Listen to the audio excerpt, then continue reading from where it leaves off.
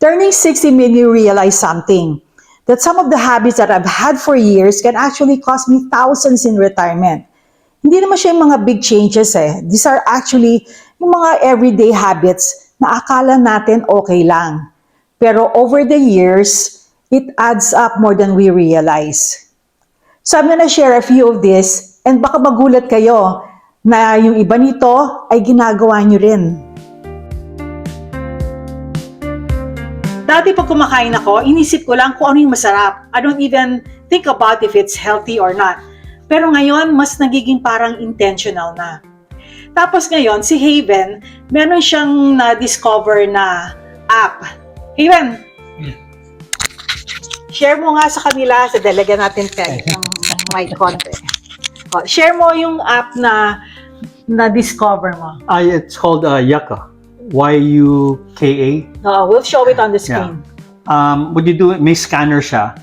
Tapos isa-scan mo yung barcode ng isang product. Tapos irarank yung app niyan, irarank kung usually healthy or not. Oo. Katulad na ito, ang nakakagulat pa dito, minsan yung mga akala natin na okay, yung pala hindi, no? Yeah, like this one. Ano ito? Katulad ito. Akala namin, crackers, di ba? May flax seeds. Tapos, ang score niya, ang baba pala. Katulad din ito, yung organic na Raisin Bran. Okay siya. Okay to. Okay to. Organic at saka marami. Yeah. Ang downfall lang nito is sodium level. Yeah. Other than that, overall, it's good. It's good. So, it ranks it really good. So yung na-realize namin, it's not just about being healthy, di ba? It's about avoiding future problems and expenses. Kasi nga, di ba nga, if your health is affected, hindi lang katawan natin yung affected, di ba? Domino effect yan. Oo. Gastos. Kasi pupunta ka ng doktor, medical, mga medicine na kailangan mong inumin. So, yun yung effect nun. So, yung ginagawa namin, it may not be perfect, pero ngayon, mas aware na kami sa kinakain namin. So, nasa practice yun eh. Oo. Thank you very much. Okay. Isa pa pala is about yung exercise. Kasi sa akin, akala ko, ang cardio, okay na. Konting walking dyan, tapos yung treadmill nga. Pero it's not enough pala. Kailangan, at this age, we should be building strength. Kailangan muscle toning. Kasi as we get older, we lose muscle eh. And that muscle, yun ang nagbibigay ng strength sa atin, ng balance, and even yung posture. Di ba, pag napansin nyo, yung maraming mga matatanda na, yung mga parang nakukuba na, di ba? So, when you build muscle, yung posture mo, okay pa rin. And sometimes talaga, I can feel it na. Yung mga sa kamay ko, minsan sa gabi, palagay ko arthritis na to eh. Masakit. Pati yung legs ko, just a few flights of stairs, sumasakit na. So talagang ramdam na ramdam ko na. So now, kahit na yung mga simple weights lang, tinatry kong gawin sa house. Actually, I bought this kettlebell. So ito yung ginagamit ko na lang pang weights. Actually, pwede namang yung ibang tao naman, ginagamit nga yung water bottles lang eh. Diba? Yung pang ganyan exercise. And that's enough. I mean, for beginners, okay na yon. So talagang importante ang exercise, importante ang pag-build ng muscles. Another habit na naisip ko na kailangan talagang baguhin is yung listening to your body. Sino kaya sa inyo nakaka-relate na when you feel something sa katawan nyo, you just brush it off. Diba? Parang sinasabi nyo, konting lang yan, sakit-sakit lang yan, mawawala rin yan. Pero ngayon, every ache, it sends us a message. Para bang may reminder na tayo everyday na, na hindi na tayo bata. And I'm realizing that if I ignore that today, kung ano man yung nararamdaman ko, I have to deal with that later on. And parang mas mahirap pa yon, di ba? So kaya talaga kailangan, you have to listen to your body. Na pag meron kang nararamdaman, bring it up sa doctor's appointment. Let your doctor know. O kaya mag-research kayo. Address it. So, importante talaga. And sabi lang ni Haven ngayon sa background, sabi niya, and procrastination That's a no-no. Itong next naman, I really had to learn. Rest. Kasi dati, kahit na pagod na ako, tuloy pa rin. Kasi for me, time is gold. Parang sayang kasi ang oras if you stop. But now, I see it differently. Kasi if you don't give your body time to recover, you're gonna have to pay for that later on. So ngayon, mas pinipili ko na yung magpahinga. At saka, huwag nating abusuhin yung katawan natin, lalo na at our age. And itong next habit naman that I used to ignore is yung yearly checkup. Kasi sa akin, pag wala ako naramdaman, I don't go to the doctor eh.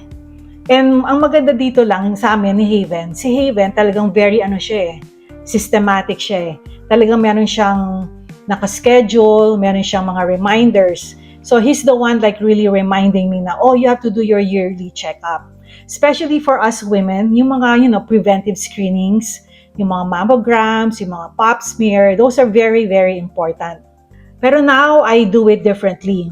Meron na akong mga scheduled appointments with my primary physicians, with my cardio, and itong mga, yung mga screenings na to, na talagang I do it like regularly. Alam nyo, it's not about catching something early. It's about avoiding bigger problems later, health-wise and financially. Hindi naman ako perfect, may delays pa rin, pero mas aware na ako ngayon. So this one naman is something different for me. If you've been following us, you know naman that we're very frugal. So it's not about spending less, but more of like how we spend. One adjustment that I notice now is that if something costs a little bit more and we know that it's healthier and better for us, we don't mind spending a little bit more.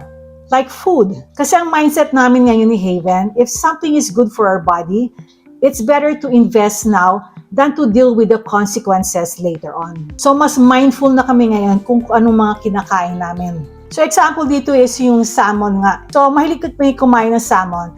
And ang gusto ni Haven na we have to buy yung wild caught instead of the farm raised. Medyo mas mahal ng konti yung wild caught. Farm raised kasi, may antibiotic yun eh.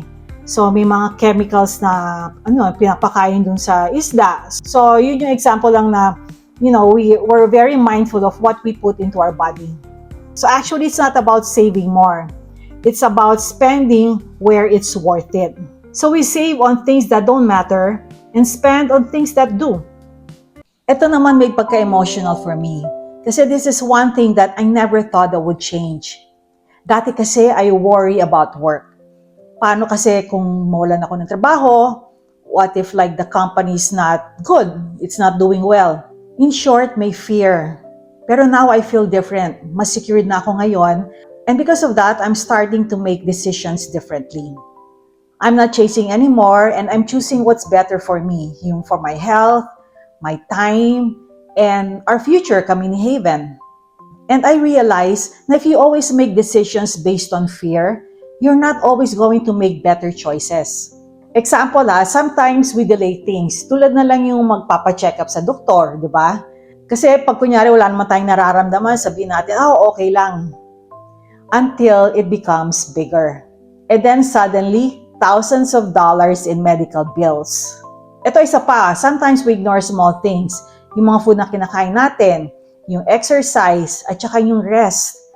Thinking na it won't matter. But later on, it's gonna show up in our bodies. And that comes with the cost. And even financially kasi if you're always worried, you avoid making decisions. And then you delay planning also. And then you also ignore things that need attention. And itong small decisions na to, it adds up. And it's always not the big mistakes It's the small things that we keep ignoring that will cost us later. So, I think that's the biggest change for me. Yung akala ko okay lang.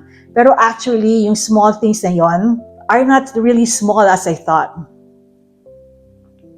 So this is it for today, mga señoritos and señoritas. Thank you for watching and I'll see you with Haven in the next vlog. Hanggang sa muli, ingat kayo. Bye!